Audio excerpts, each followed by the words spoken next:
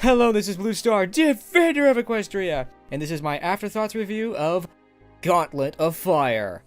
Oh man, this episode was kind of exciting, and we learned so much about dragons, and we gained a new ally too, and also a new friend. It's just so beautiful. Oh dear. Unfortunately, I gotta get this out of the way first. Ugh. I'm starting to dislike Silverquill's videos because they always cause me trouble this way. Because the short answer is that he mentions this article about that someone wrote about, male characters being marginalized in MLP. And I think the best way to say this without getting myself into trouble is to say exactly what the director of the show said at PonyCon 2016. If you want to watch a show about male characters, you've got your pick. As I say, this is the one show where female characters basically get to be in charge, they get to go on the adventures, they get to be the heroes. And so I don't have a problem with this show, quote-unquote, marginalizing male characters. And in all honesty, I really don't think they've been marginalized that bad, and I don't think there's a problem here. So hopefully that's out of the way. Let's move on to the actual episode. But I do have to agree with one thing with Silverquill, is that the dragons themselves do feel very masculine. You know, even the pink dragon with the bunny ears, which is clearly a female, even she's very, quote-unquote, masculine. And even Ember herself feels very masculine. So, which is, I guess, okay, and not okay at the same time, I guess. But anyway, you know, it's like, there's definitely a lot of male things going on with the dragons. And again, with Torch, oh my gosh, he's monstrous, and it's definitely a very male attitude of, you know, it takes a big, strong dragon to lead. Well, that's not true and everything. Of course it's not. In some ways, that's not true at all. You know, it's like, in some ways, yeah, you need someone like Ember who's gonna be smart. Overall, this episode was okay. It was kind of interesting. I definitely found this episode a lot more interesting than the previous episodes, to be honest. And we did get to see the princesses here. Yay! Even though it's sort of like, it's like duty calls once again. It's like, our trip's been interrupted again. It's like, poor princesses. They just can't go to Ponyville or anywhere and just chat with ponies and just have a good time. Poor princesses. Even they say, it's like, there's always some pony who needs our help. Aw, poor princesses. But I appreciate your service. Yo!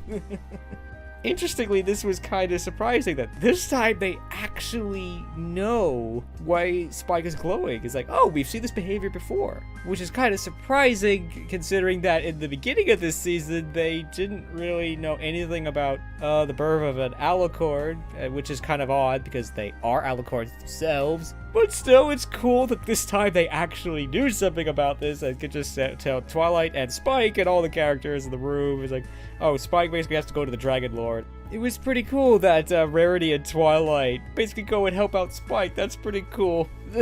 I do have to say their disguises were kind of strange, but it actually made a lot more sense. It's like, you know, they can't participate here. They can't go as a dragon, because then they'd have to be a participate. That would just complicate the problem. And I do have to agree with Silverquill on this one, that, yeah, it's like, yeah, why are they appearing before the dragons get there? It's like, well, they're the audience. They're us. Not to mention the easy explanation is that Twilight is simply teleporting them around, but still. But I like that. That's a good thought. Yeah, something, it's like, why is Twilight afraid of Garble? She shouldn't be, because, I mean, she's faced far worse. But it's another one of those cases of Twilight, in theory, could probably blast Garble and defeat him and all that. But if she does, that kind of is the end of the story. And of course, it's not about them. It's not about Rarity and Twilight. In fact, in some ways, I almost forget that Rarity and Twilight are even here. Of course, the story's not about them. It's about Spike and Ember, and I think that was cool. And also another interesting kind of thought with the dragons themselves is like, ooh, dragon armor. Cool.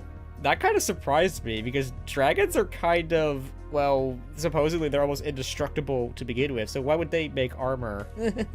It's like they don't need it. It's kind of like putting armor on Superman. What does he need armor for?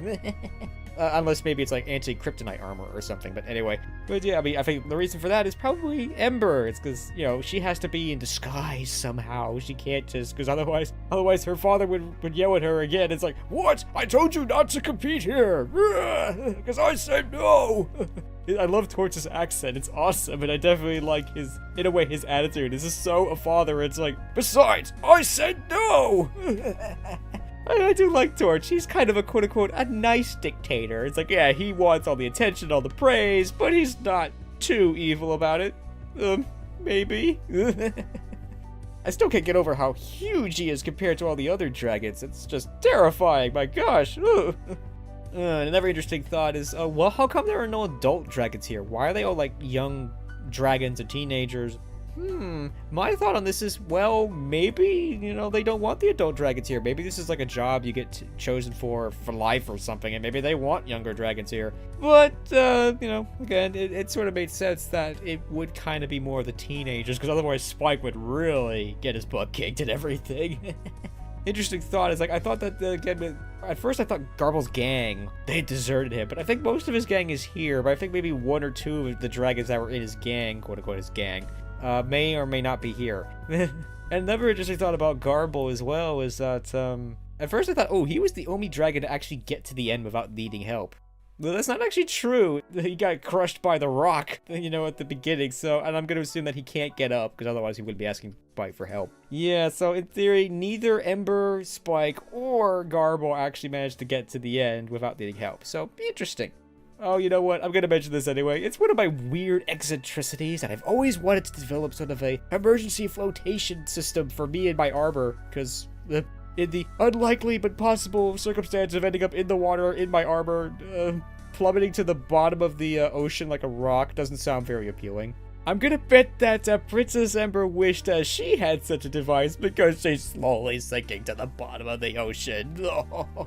And I have to say that, wow, Spike is an incredibly strong swimmer. Because not only is he carrying this dragon who's like 4 times his size, but she's also wearing heavy armor. So she's like carrying like 10 times his own weight in the water.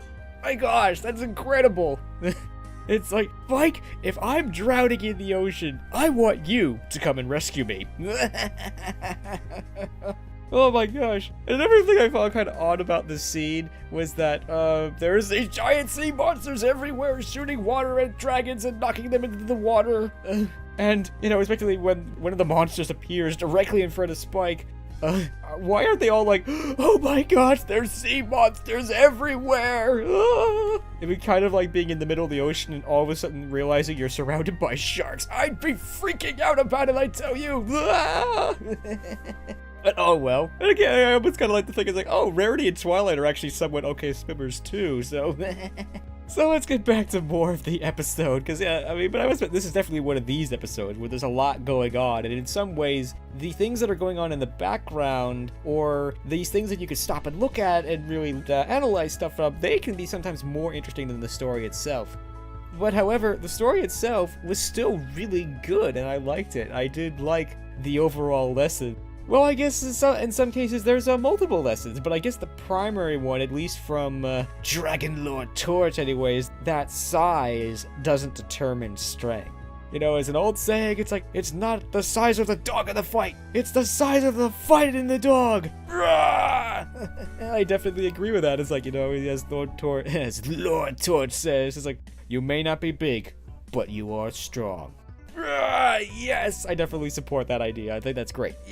So I think overall this episode was pretty good. I mean, it was a really good Spike episode. Spike was a noble sacrifice. It's like, you're just in a heartbeat, just like, we could never see you again, Spike. You did that just to protect us. That was nice. I mean, I do kind of have to disagree with this point of like, none of these dragons can be in charge. Well, the burping ponies sound like she'd be okay. It's like, she didn't mention the ponies at all. What would be the problem with her being in charge? I'm gonna call it the pillow dragon. Well, you know what? There's nothing stopping you from making your own pillows. Why do you have to steal ours for? It's like, go make some pillows of your own. But, that was such a noble sacrifice, Spike. And again, just in like a heartbeat. Wow. Good for him. I mean, it was kind of a surprising part. It's like, no, Spike, that's a terrible idea. But ultimately, that worked out. And I did like, once again, it's another thing of like, the spark of friendship has been planted within the dragons. And I think that was pretty cool. And I think that Ember is pretty awesome. She's cool. Because, yeah, when she realizes, ponies? What? You're friends with ponies? What are they doing here? And all that. It's like, she's not like, ugh, ponies, get lost. I don't want to have anything to do with you. It's like, ugh, fine, whatever. I don't care. Just as long as I get the scepter, I don't care. I kind of like this attitude. She's not like, oh, ponies are terrible. I hate them. It's like, oh fine, whatever. I got bigger problems. This is why she's different from all the other dragons. She's actually willing to, you know, accept the ponies and not just simply write them off. This is ultimately why, in a way, she befriends Spike in the end, because, you know, she's willing to work with Spike, even though it's like, pony, yeah, darn it, I finally over getting my pony-centric bias back, and now I have to do it with dragons. Yeah, dragons don't do helping and friendship, but she's willing to, you know, accept that, and she's willing to be open to that, and that's ultimately why, you know, she's willing to accept Spike's friendship, you know, because she's just simply willing to accept it. It's like, you know, she's willing for Spike to let Spike basically help her and be nice to her, and, like, you know, friendship could work. I like that. I mean, it's certainly in a very, quote, selfish, non-team player environment. It's like, yeah, obviously, if you're working with other dragons and you're working with others, you're gonna succeed, where the people who are just in it for themselves are gonna fail. So that's kind of a cool sub-lesson in itself. It does kind of cause problems of, like, who is the Dragon Lord? I mean, the answer is, you know, Princess Ember. And I think the giveaway is that, you know, I noticed that there was, like, you know, when Spike picks up the scepter, there's this giant energy beam thing that's flying off into the sky. But when he hands the scepter to Ember, there's this sort of, like, shimmer thing that's kind of going from Spike to her, which I assume is sort of representing that whatever that, I guess, power, magic, whatever it is you want to call it, that was in Spike that made him the Dragon Lord, has now been transferred to Ember. So yeah, she's officially the Dragon Lord at that moment. And that makes sense. It's like, you know, he has the power. He's a Dragon Lord. He could go up to someone and say, I don't want to be Dragon Lord. Here, you take it. Kind of like that, because obviously, again, this would be a bit of a problem if Spike became Dragon Lord. We'd never see Spike again, and that would be sad, and that would be terrible, and rarity would be decimated. But yeah, ultimately, I liked this episode. I liked what it was trying to do.